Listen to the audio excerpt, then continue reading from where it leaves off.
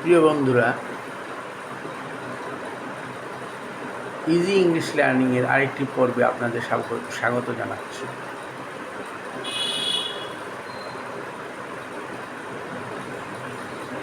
আমি অ্যাসার্টিভ সেন্টেন্সে present form নিয়ে রিভিউ ক্লাস করছি, আরও করব, কারণ আমার ভিডিও ডিউরেশন যেহেতু কম, কাজেই আমাকে এই প্রোগ্রাম এইভাবে চালিয়ে যেতে হবে। আমি যতক্ষণ পর্যন্ত নিজে স্যাটিসফাইড না হব ততক্ষণ পর্যন্ত এটা আমি করব। এখন আমি যেটা বলতে চাচ্ছি সেটা হলো, বাংলা বাক্যে আমরা সাধারণত প্রথমে সাবজেক্ট আসে, পরে অবজেক্ট আসে, তারপর ভার্ব আসে। আর ইংরেজি বাক্যে প্রথমে সাবজেক্ট আসে, পরে ভার্ব আসে, পরে অবজেক্ট আসে। এই কথাটা মনে রাখবে। তাহলে কি হবে, প্রথমে বাংলা বাক্যের সাবজেক্টটা খুঁজে বের করতে হবে।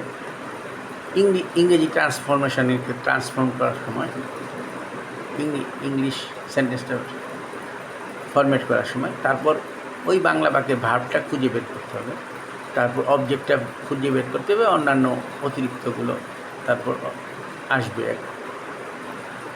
ওইভাবে। তাহলেই কিন্তু ইংলিশটা হয়ে যায়। যেমন আমি ভাত খাই,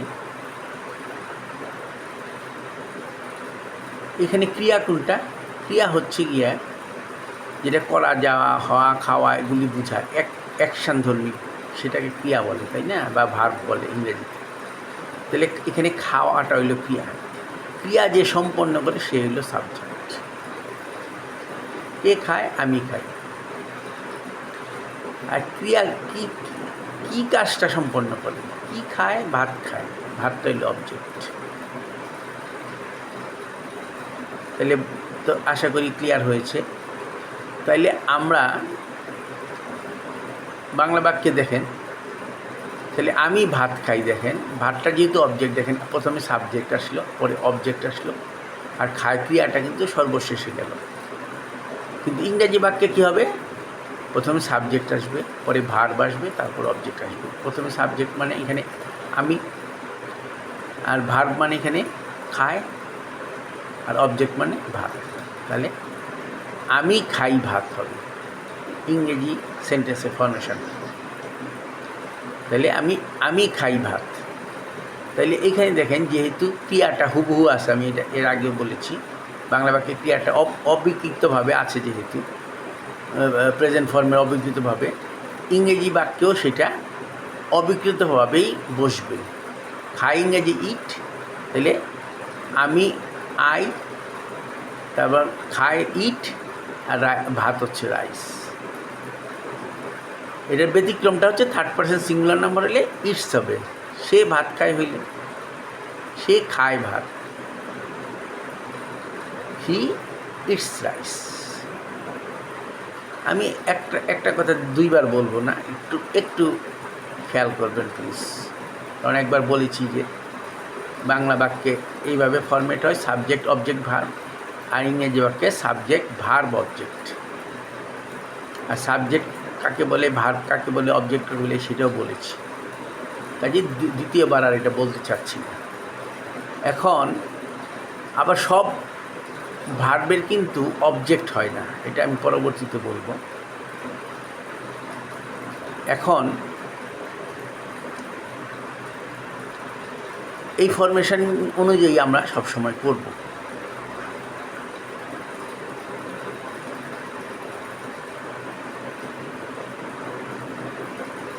অ্যামিজারের কথা ধরি। অ্যামিজার যখন মূল ভার্ব হিসাবে কাজ করবে, গরু গৃহপালিত পশু। এখানে কি হবে? ইংরেজি বাক্যে ভার্ব ছাড়া যেহেতু কোনো সেন্টেন্স হয় না, তাহলে গরু হয় গৃহপালিত পশু। The cow is a useful animal. আমি শুরুর দিকে বলেছিলাম, কোনো ইয়েতে যদি ওয়ার্ডে যদি প্রথম অক্ষরটা ভাওয়েল হয় তাহলে তার পূর্বে এন বসে, কিন্তু এই ক্ষেত্রে এ বসলো। এটা কারণ আছে। ইউজফুল ইউ এর উচ্চারণ যদি ইউ এর মতো হয়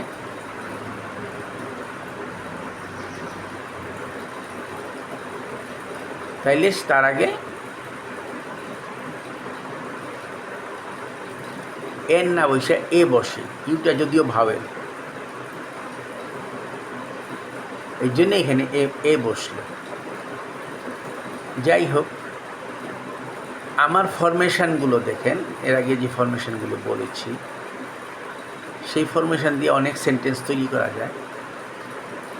যেমন আপনারা যারা ফেসবুক ব্যবহার করেন দেখবেন, যদি 1 বছর 2 বছর আগে কোনো একটা স্ট্যাটাস দেন, পোস্ট দেন, সেটা রিমাইন্ড দেওয়ার জন্য নোটিফিকেশন বলে you have a memory to look at on this day. এটা কিন্তু আমার ওই আই হ্যাভ এ বুকের মতো হয়ে গেছে। এটার বাংলা অর্থ কি, আপনার একটা মেমোরি আছে, স্মৃতি আছে, যেটা এই দিনে আপনি পোস্ট করছিলেন কথাটা এখানে বলে নাই, যদিও এই দিনে আপনি দেখতে পারেন। You can look at, you have a memory to look at on this day. দেখার জন্য এই দিনের যেটা মেমোরি আছে সেটা দেখার জন্য দেখতে পারেন। তাইলে এটা দেখেন, আপনার আছে, ইউ হ্যাভ একটি মেমোরি, এ মেমোরি একটি স্মৃতি। তাহলে ইউ হ্যাভ এ পেন, এরকম হয়ে গেল না? Two look at on this day, এটা অতিরিক্ত হিসাবে এটা আসছে দেখার জন্য। কাজে এগুলো কিন্তু অনেক এইভাবে করে সেন্টেন্স তৈরি করা যায়। আরেকটা কথা বলি, দেয়ার দিয়েও কিন্তু স্টার্টিংয়ে সেন্টেন্স হয়। সেক্ষেত্রে ইজ এবং আর হবে গিয়া মেইন ভার্ব হিসাবে কাজ করবে। আমি যদি বলি আমাদের গ্রামে 2টি প্রাইমারি স্কুল আছে, 2টি প্রাইমারি স্কুল আছে, আমরা বলতে পারি না আছে অর্থে 2 প্রাইমারি স্কুল হ্যাভ, এটা বলতে পারি না। যেগুলো নাকি মানে সাবজেক্ট সরাসরি ওইভাবে সাবজেক্ট হিসাবে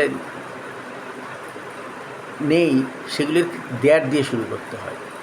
দেয়ার আর 2 primary schools in our village. 6 ঋতুতে বাংলাদেশ, অথবা বাংলাদেশে 6টি ঋতু বিদ্যমান, বাংলাদেশি বিদ্যমান। দেয়ার আর 6 সিজনস ইন বাংলাদেশ। দেয়ার আর দিয়ে শুরু করতে হবে এগুলো। 6টি ঋতু, দেয়ার আর 6 সিজনস, 6টি ঋতু আছে ইন বাংলাদেশ। আমার বাড়ির পাশে একটি পুকুর আছে। There is a pond in front of my house.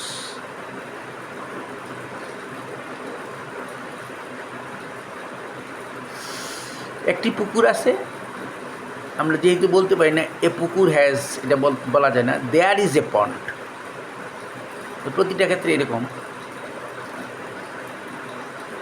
In আমার বাড়ির পাশে, নিকটে। ইন ফ্রন্ট অফ, নিকটে, মাই হাউস। এইভাবে করে সেন্টেন্সগুলি হচ্ছে। প্রতিটা ক্ষেত্রেই যখন আমরা এম ইজ আর সাহায্যকারী ভার্ব হিসাবে আনি, সে ফুটবল খেলিতেছে, মানে এটা চলমান। এখানে কি এম ইজ আর সাহায্যকারী ভার্ব আসবে না? কে খেলিতেছে? সে। তাহলে হি হলো সাবজেক্ট, প্রথমে সাবজেক্ট আসবে। তারপর ক্রিয়া হচ্ছে খেলিতেছে। কি খেলিতেছে? ফুটবল খেলিতেছে। ফুটবল হচ্ছে অবজেক্ট। হ্যাঁ, তাহলে ইংরেজি বাক্যে কী হবে? প্রথমে সাবজেক্ট হি, তারপর যেহেতু খেলিতেছে এটার অক্সিলারি ভার্ব এম ইজ আর আসবে, হি এর সাথে আসবে ইজ, তারপর ভার্ব আসার কথা। ইজ প্লেয়িং মিলে পুরাটক ভার্ব হইল, একটা সাহায্যকারী ভার্ব আর একটা হচ্ছে মূল ভার্বের সাথে আইনি যুক্ত। He is playing a football কী খেলতেছে? ফুটবল খেলতেছে, একটি football. He is playing a football. যদি নাও হয় নাও, এটা নাওই বোঝায় বেসিক্যালি। নাও যদি ইংরেজিটা থাকে এখন হিসাবে, তাহলে নাও দিবেন, নাহলে দেবেন না। এই কথাটা ইনস্ট্যান্ট এখন করতেছে সে কাজটা।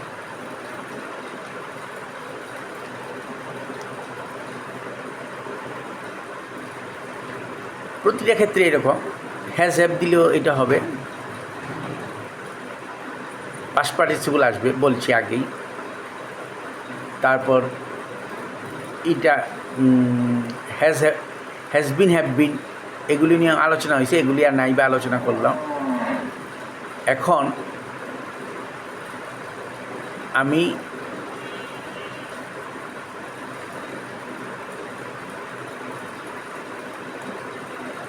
অ্যাসার্টিভ সেন্টেন্সের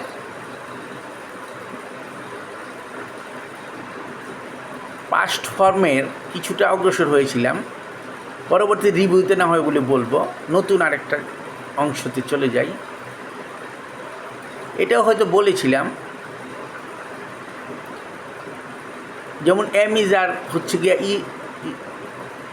অক্সিলারি ভার্ব হিসাবে, এবং ভার্বের সাথে আইনজি। এখানে ওয়াজ ওয়ার অক্সিলারি ভার্ব এবং ভার্বের সাথে আইনজি আসবে। সেই ফুটবল খেলিতেছিল, সে খেলিতেছিল ফুটবল। Subject verb object. কী খেলতেছিল? ফুটবল। এটা হলো object, football. He was playing football. প্লুরালের ক্ষেত্রে দে ওয়ার প্লেয়িং ফুটবল। আশা করি আমার মোবাইলের ডিউরেশন বেশি থাকে না বিধায় আমি বেশি দূর অগ্রসর হতে পারি না, অটো বন্ধ হয়ে যায়, কাজে আমি আর অগ্রসর হতে পারবো না। কখন জানি বন্ধ হয়ে যাবে। পরবর্তী অনুষ্ঠানে আবার দেখা হবে। ভালো থাকবেন। Thank you so much.